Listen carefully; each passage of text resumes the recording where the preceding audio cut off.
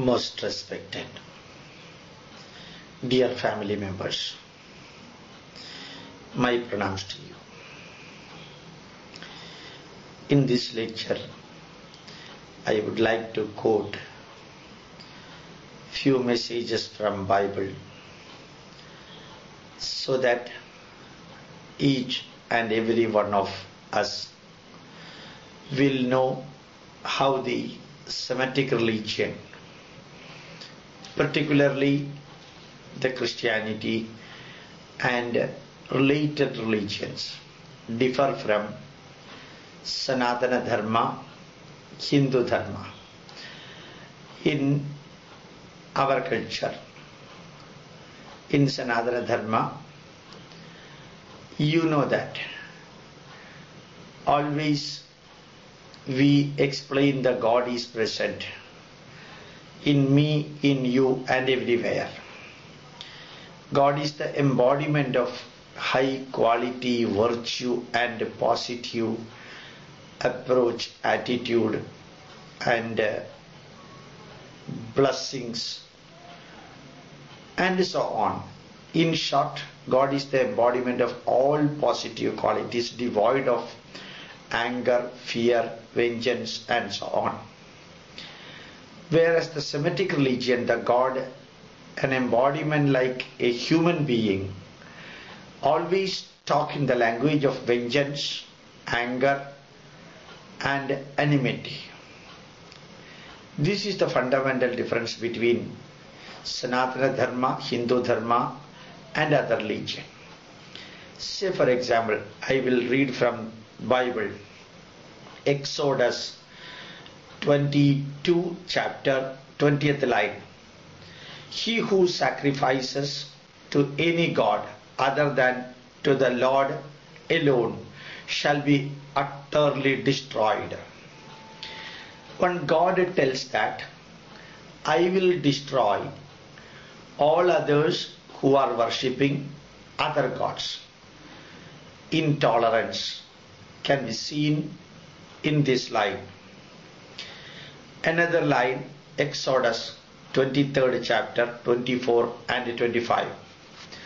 You shall not worship their gods, nor serve them, nor do according to their deeds, but you shall utterly overthrow them and break their sacred pillars in pieces. But if you shall serve the Lord your God, and he will bless your bread and your water, and I will remove sickness from your midst. If and only if you worship me, then only I will bless you.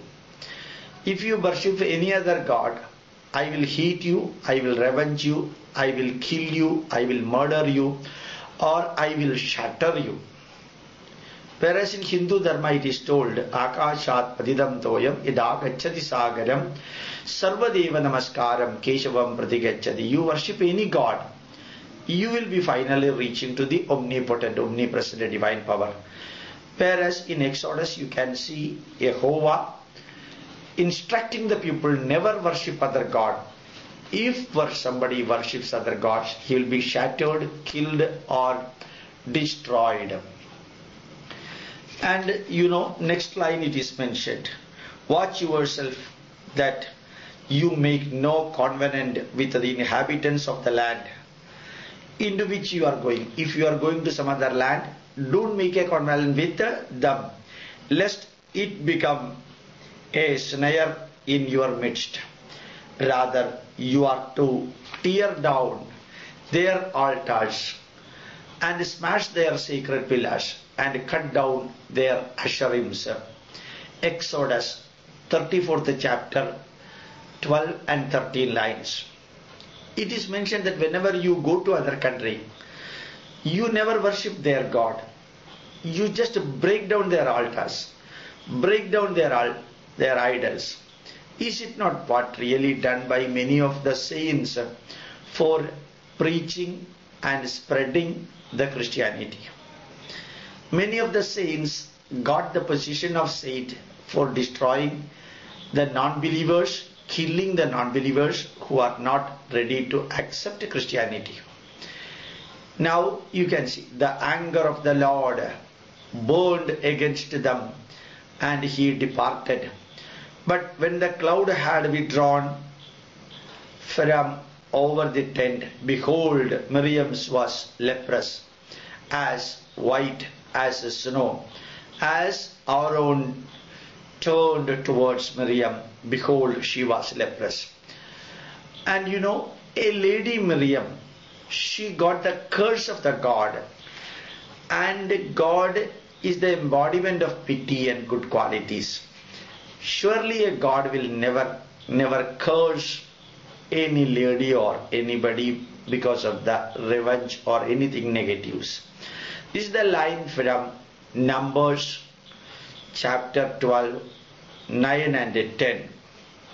Now, let us listen to another line from Number chapter 14, 11th and 12th line. And the Lord said to Moses, how long will these people spurn me? And how long will they not believe in me, despite all the signs which I have performed in their midst? I will smite them with the pestilence and disposes them. This particular God wants that everybody should worship this God only. And this God talks in the language of intolerance, that if others are not worshipping him, he will revenge and smite them, butcher them and shatter them. This line is from the Holy Bible, and it gives a message to the people that those who are worshipping other gods should be killed or shattered. Next line you can see Number chapter 33 and 52nd line.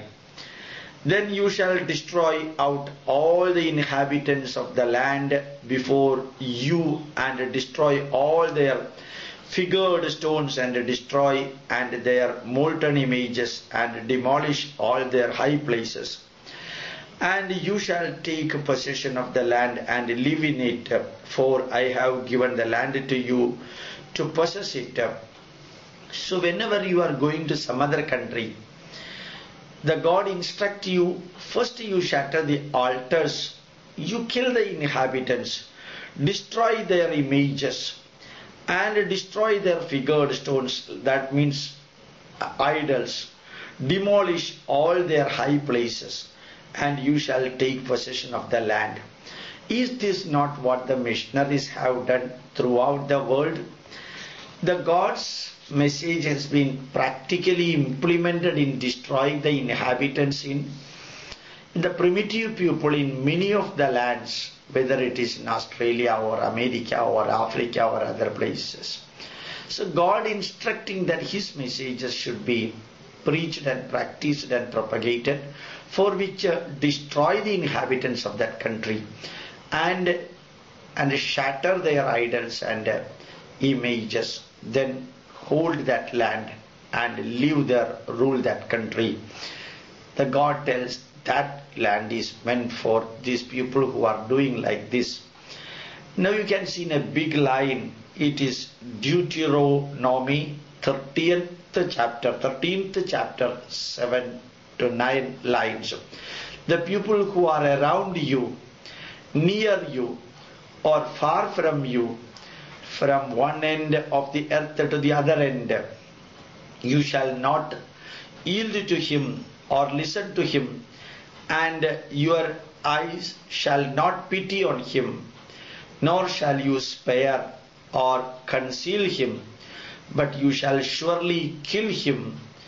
Your hand shall be first against him to put him to death, and afterwards the hand of all the people.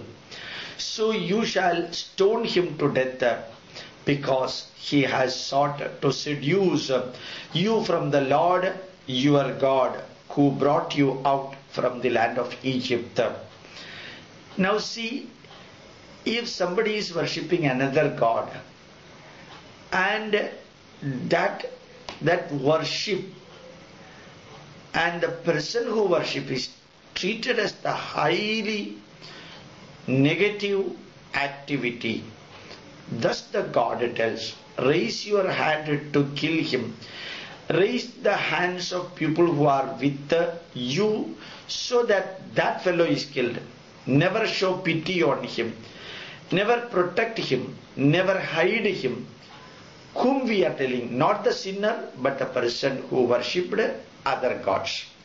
So remember here that if a person is worshipping in this 21st century of the God whom he liked to worship, the God instructs the followers of this God, that is Jehovah, to kill him and butcher him. Next line you can see, Samuel 2, 12th chapter, 11 and 12 lines. Thus says the Lord, behold, I will rise up evil against you from your own household. The God tells that evil from your own household, it will be created. I will even take your wives before your eyes and give them to your companion. Is it a divine message? Is such a negative message given by the God threatening the follower of other gods? And he shall lie with your wives in broad daylight. Indeed, you did it secretly, but I will do this thing before all Israel and under the sun. So one fellow is threatened by telling that your wife will be taken and given to somebody else, so that that fellow will be lying with your life in public. So these messages are taken for even converting the people in the remote land, remote southeastern states of India. I happened to go over there and I found that such lines are pasted in the walls and taken to the primitive people of that area, and threatened that God will do like this in your family, so you better convert to the Christianity. Now you see, thus says the Lord, because you have let go out of your hand the man whom I, the God, devoted to destruction. The God has devoted a man for destruction, and another man allowed this fellow to escape or save himself. Therefore your life shall go for his life, and your pupil for his pupil. So when the God wanted to kill something in the name that that particular person worshipped another God, and all those who protect the other human being will also be facing the same negative treatment from the God. When we say the divine quality, when we say that the godly quality, it should be fully positive, whereas here you can see in the line Kings, this line I have taken from Kings 20th chapter 42nd line. Now you see another line it is given, and it came about at the beginning of their living there that they did not fear the Lord. Therefore the Lord sent lions among them, which killed some of them. The God expects that everybody fears him. Everyone fears him, afraid of him. In India, it is not the fear, God-fearing people. It is the God-loving people, and it is the dedication and the devotion towards the God that is needed, not the fear. One fellow is afraid of policemen only because he has committed some mistake. If and only if you have committed some mistake, then only you will be afraid of the policeman. You will be afraid of the judge. You will be afraid of the court. You will be afraid of the jail, if and only if you committed some mistake. So if you are afraid of the God, means you have committed some crime. Otherwise, why should we be afraid of this God? God is the embodiment of good things, so we need not worry about it. So this God tells you that when you should be scared, or you should express your fear towards the God. Otherwise, God will teach you a lesson. Now, next line. This what I have read to you is also from Kings chapter 17, 25th line. Now we will go to the same Kings 2, 19th chapter, 35th line. Then it happened angel of the Lord went out and struck 185,000 in the camp of Assyrians. And when men rose early in the morning, behold, all of them are dead. Now, the killing and butchering, and you can see the killing of 185,000 people done by the angel of God. When we say angel and the God, it is not the killing, it is the protecting, it is the saving, and it is the directing, and it is the blessing. That is what one should expect. Whereas here 185,000 Assyrians were killed, and that is done by the angel. Next line from Isaiah 10th chapter 25th line. The God said, my anger will be directed to their destruction. Is it true that the God cannot control his own anger? The God is telling, my anger will be directed towards them for destruction. So the godly quality means controlling the anger, controlling the fear, controlling the complexes. But here God itself is telling that my anger will be directed to such and such thing. Now you can see another line from Jeremiah. The God said, behold, I will feed them, these people, with the wormwood, and give them poisoned water to drink, and I will scatter them among the nations, whom neither they nor their fathers have known, and I will send the sword after them. I will send the sword after them until I have annihilated them. The God is telling that he will send the sword for annihilating a group of people and shattering them because they worship some other God. Now you can see another line. The God said, and I will dash them against each other, beating them against each other, dashing them against each other, both the fathers and the sons together. Within the family, the God is creating a dashing between the father and the sons. You can see how the split is created by the God. I will not show pity, nor be sorry, nor have compassion, that I should not destroy them. I will not have compassion, pity. These two are the quality of the God. But the God is telling that I will not show them these qualities. Next, Jeremiah 15th chapter 3rd line. I shall appoint over them 4 kinds of doom, declares the Lord. The sword to slay, the people will be slain by the God's sword. The dogs to drag off, the dogs will be sent them for dragging them off. And the birds of the sky and the beast on the earth to devour and destroy. The birds like vultures and the falcon will be utilized for breaking the body open and eating by them the flesh of the human being. 4 kinds of destruction the God will be sending to the people. Just think about it. And you can see the God said, I shall make them eat the flesh of their sons.